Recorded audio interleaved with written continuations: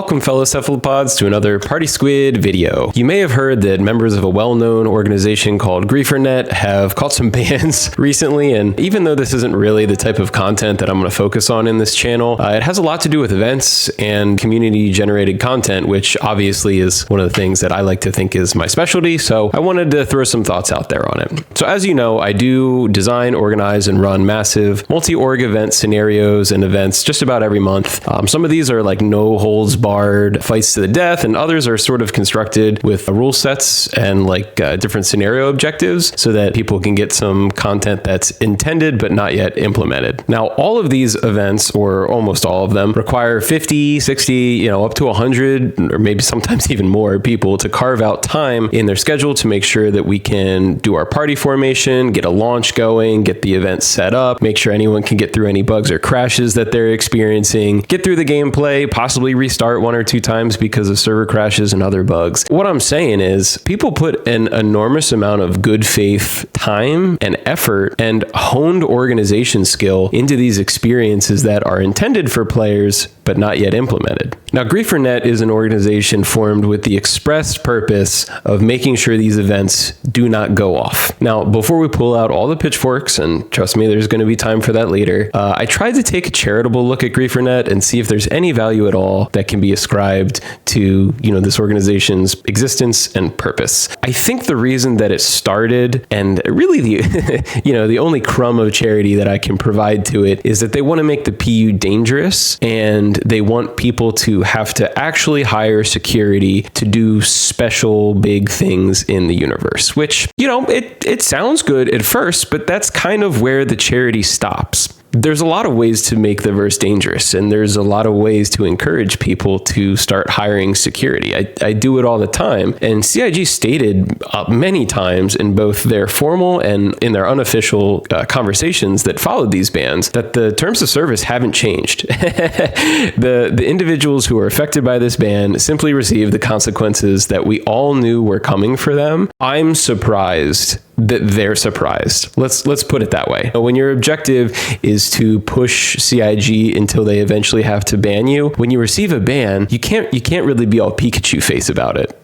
Star Citizen is a small pond, and logging in and firing a single torpedo to kill a ship that you knew would be at a certain location at a certain time because you roleplay as a spy by clicking Discord server invite. This is basically the concept of a cheater brand, which is a brand or entity that tries to shortcut themselves to fame, reputation, relevance by offering nothing and instead simply, wiping their ass on a piece of museum art because they know it'll get their name in the newspaper. Unfortunately, with this type of behavior, the net loss on the community leads to less people organizing operations, less people doing large group events in the verse, which leaves less action to be encountered by people who patrol the verse with the express intention of making it dangerous, but they do so in good faith using in-game systems and allow it to occur naturally. And that's what I do. That's what a lot of groups do. And there are plenty of CIG employees who spend their time doing that as well. And if you're thinking, where's the line? We all know where the line is. It hasn't moved. It's not different. The terms of service haven't been changed. CIG has very correctly also stated that they're not going to legislate this sort of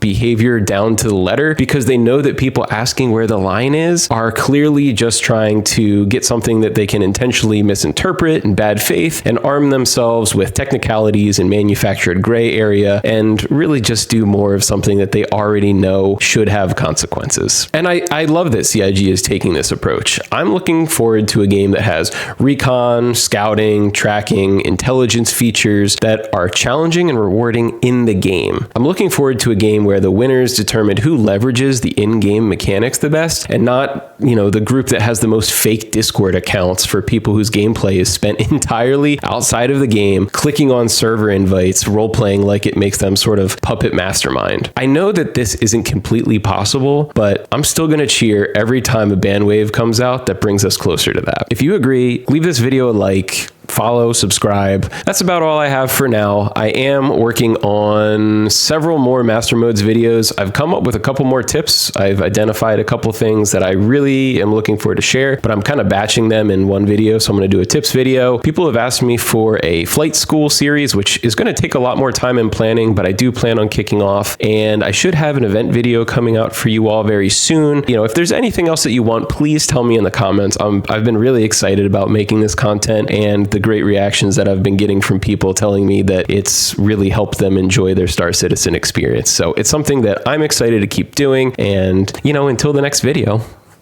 fly slippery.